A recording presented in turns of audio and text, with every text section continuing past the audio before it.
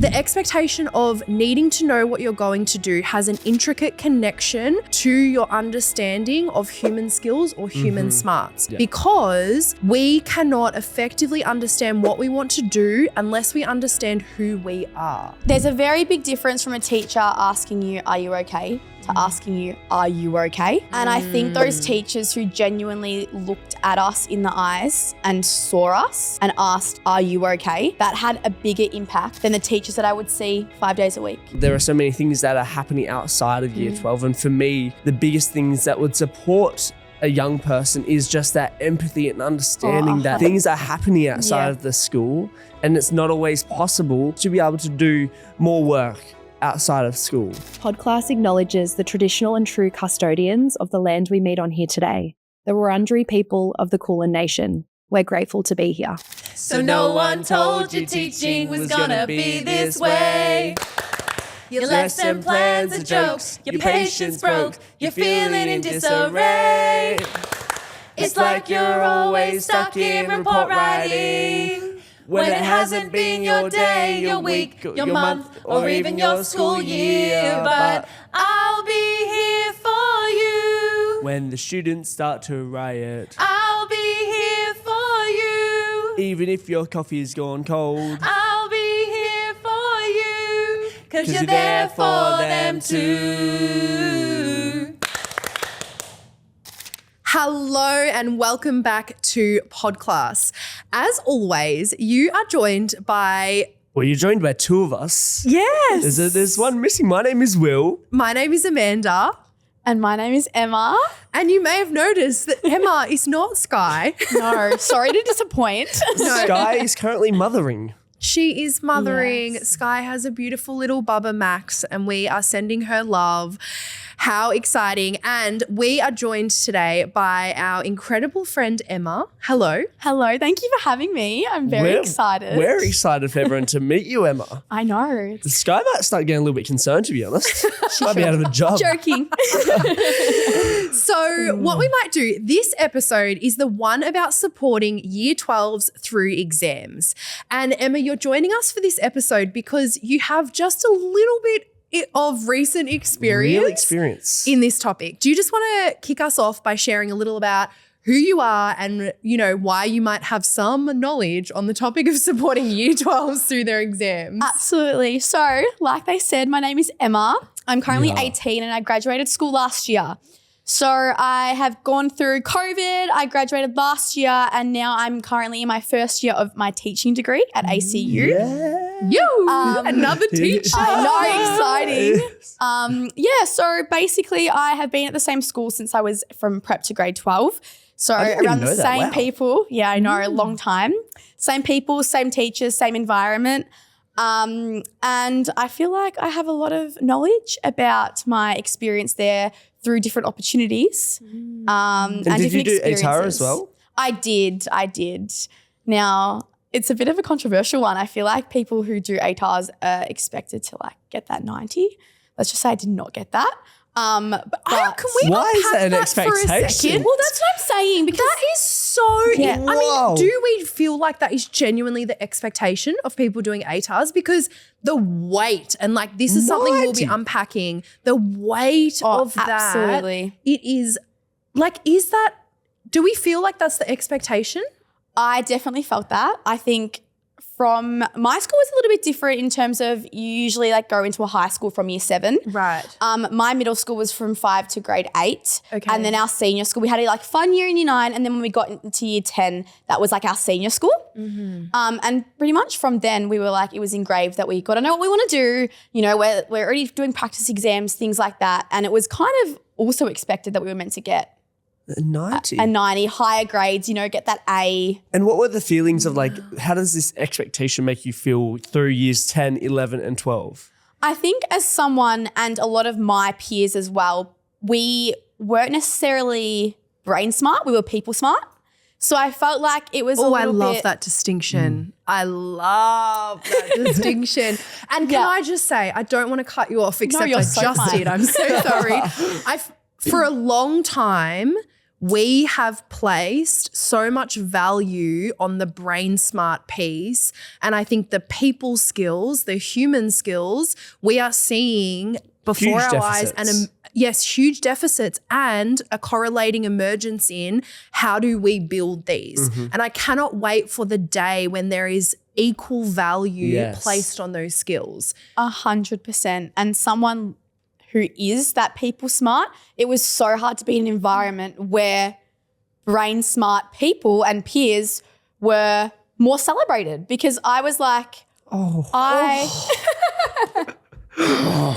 I felt so like out of the loop. You know, I was in leadership. I was doing all these things, but I was doing it for my people, not for my to gain knowledge. You know, I didn't have those 70s or 80s or 90s in grades, but I could connect with everyone in my school. I was connecting with my teachers, my parents of students, you know, I was connecting with primary school students. And truly, Amanda, maybe from your perspective as a teacher, which one's going to become more useful when you're in practice as a teacher? Well, I feel like what's something in practice as a teacher, being able to read people is the number one skill set, because relationship is the foundation of everything. Absolutely. And everything is built upon that. But I think I'd love to go back to something else which connects to this, Emma, that you referenced before, is that kind of expectation that comes in around probably year 9 or 10 that you're meant to know what you're going to do. Now, there's a piece, but also I think that the expectation of needing to know what you're going to do has an intricate connection to your understanding of human skills or human smarts, because we cannot effectively understand what we want to do unless we understand who we are. Right? They are so connected, which is why it's so shocking to have such a structured upbringing when it comes to education. And then you hit this point in school and it's suddenly like, oh, and who do you want to be in the world? And you have volition to choose your path. What do you choose? And this isn't about devaluing the knowledge piece, but it's often when we get to the knowing who we are is through so many different experiences. Yes. Being exposed to different things, saying yes to different opportunities. Yes. Which is often not necessarily, like you said, as celebrated in traditional education as knowledge is. Yeah. Without devaluing that knowledge and experience are the things that are going to build us into who we are. Yeah. 100%. And I don't think we're devaluing it at all. I mean, if we translate this to looking at wanting, for example, equality and, for example, wanting gender equality in our organizations across the country and across the world, we are not devaluing one gender by wanting the other gender to have equality and have equal access.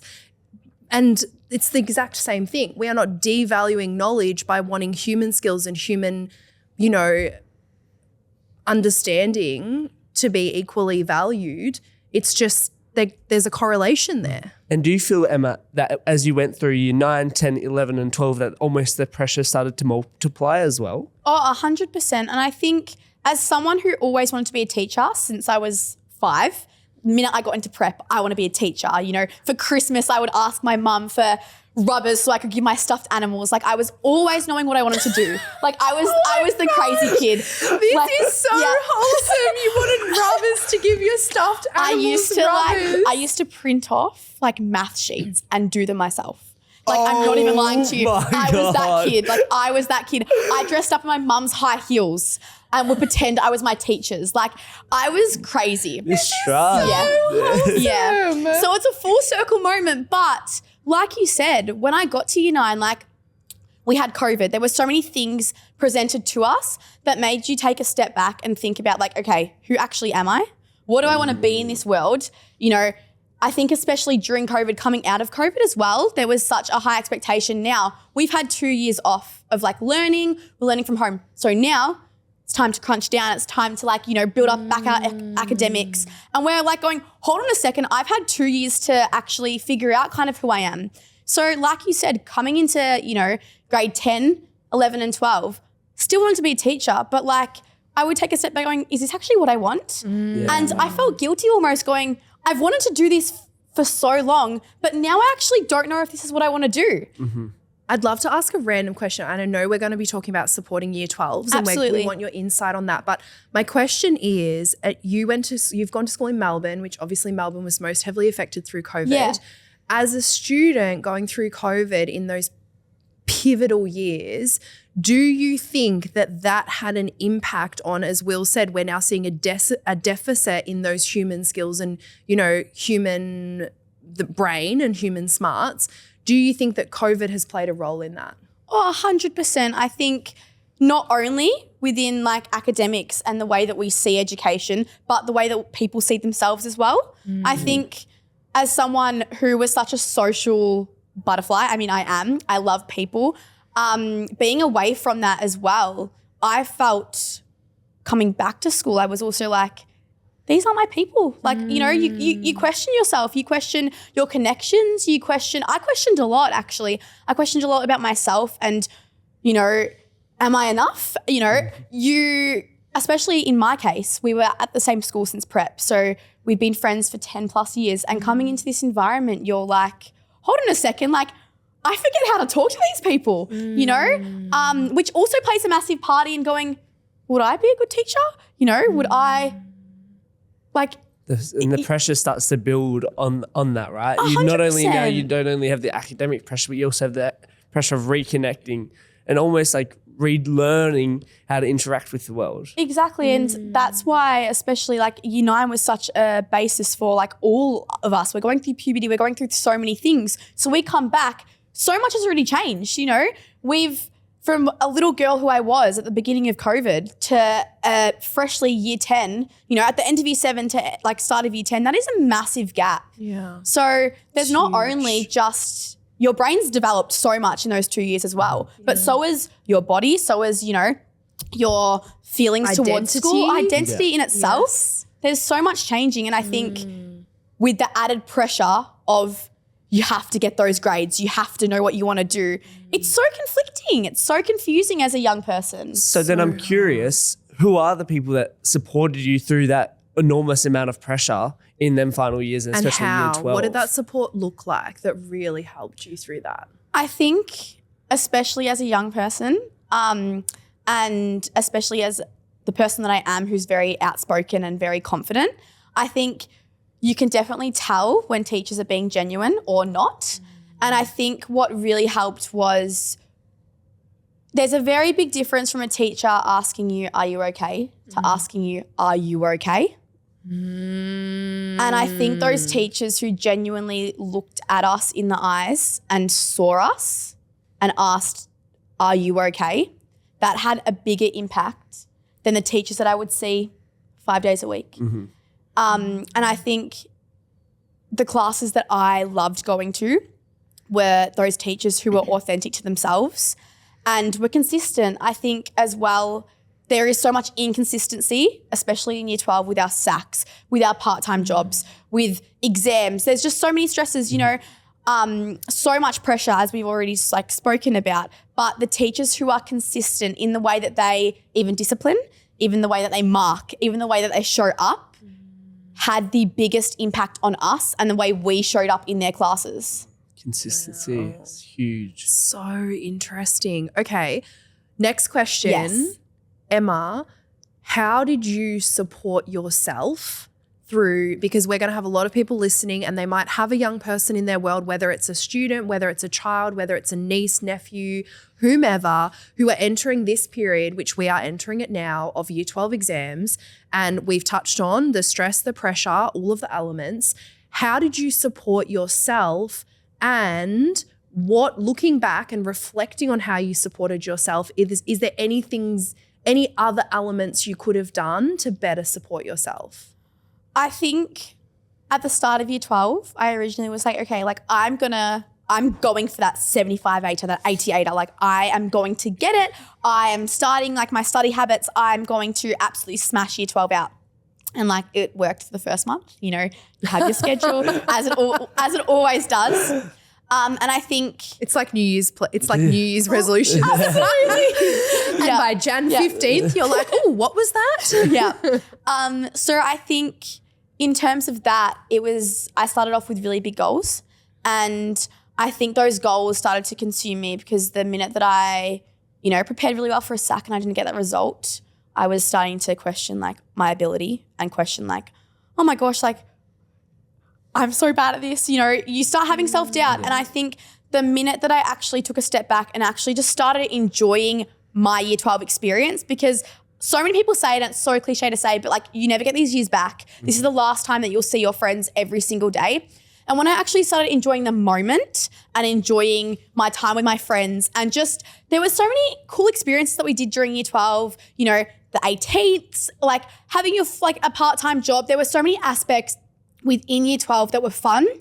And I think when I took that pressure off achieving all these high SAC results and all these really big study habits, like I know it's really important, but when I started actually putting in time for myself and really enjoying the moment that I was in, I felt that pressure slowly start to come off my shoulders. So when it came time to exams, I knew that no matter what, I was comfortable within myself, and I know that I had such a good year in year 12 that I can almost say thank you to myself and be like, thank you for enjoying my year. Thank you for putting myself first. I went to the gym every single day. I did those little things. So when it came time to exams, I was almost stress-free. Yeah. Which probably led to you performing almost better than what you would have if you were so constantly stressed, 100%. right? And the burnout is so real. The burnout is so real. There's a level of self-acceptance there, Emma, that I admire. I know we both admire in you, and thank you for sharing and thank you for thanking yourself because you ultimately created that for yourself. And at the same time, I think we can acknowledge that a lot of young people in that position would really, really battle with that level of self-acceptance. 100%. So my question is, what advice can you give schools, teachers, families to support those students through this season, to support that self-acceptance, to support their contentment with their journey and their presence with the journey? I think especially now we're going into almost exam time and we're almost going into that really big, burnout almost. I think when you're studying 5 days a week, it gets to a point where you're like, oh my gosh, like I am so exhausted. And I think as well, going into year 12, it's so unexpected. There's heartbreak, there's boy issues, there's girl issues, there's friendship issues, there's work issues. There's so many other things that are unexpected during that time. And I think hang on, I'm sorry. Are there the human things as well as the Absolutely. Oh my goodness. Absolutely. Wow. And I think turns out they don't shut down. And I think everyone goes into high school and graduation. It's like this really easy road, but it's that up and down. And I think my biggest advice to teachers, schools, even yourself is like, have that understanding, accept that it won't be always easy. You might have a really good week where you're studying 2 hours a day and it's great. You might have a really good SAC, but sometimes something in the road might block that and you might not perform well in a SAC, but it's okay. It's the understanding that life happens, life does get in the way. And I think if you have that understanding, nothing will ever be bad. Like obviously things are very challenging in year 12, but if you change that perspective and have that understanding that some days, some SACs, some results aren't always going to be what you expected, it's okay because at the end of the day, I'm still in uni. I'm still in my first year of uni. I still graduated. And, if I didn't have that understanding, I don't know where I would be. And that's the biggest thing. If you have that understanding that it will be okay in the end, yes, it's rocky, but it's the understanding that even though with all that pressure, it's okay to take a step back. It's okay to go to that party on the weekend. It's okay to, come to school late one day if you need it. You need to take breaks. You need that. And if teachers can understand that it's never going to be always sunshine and rainbows and students, then... Did you have some of these conversations with your friends who maybe weren't as... 100%. And I think going into exams, my friends were always like, why are you so chill? Why are you not stressed? Because you can only control what's controllable. Oh, yeah. And I think potentially some people can confuse your lack of stress or worry as a lack of care. Like nonchalant. No, absolutely. But you very much care, right? 110%. And I think we're talking about a young person who used to print off math sheets and do them themselves and provide their soft toys with rubbers in preparation for going to become a teacher, right? Yeah. And I also think we have a collective responsibility as safe adults in the world of young people going through this phase of their journey, whether it be for an ATAR or whether it be an alternative pathway.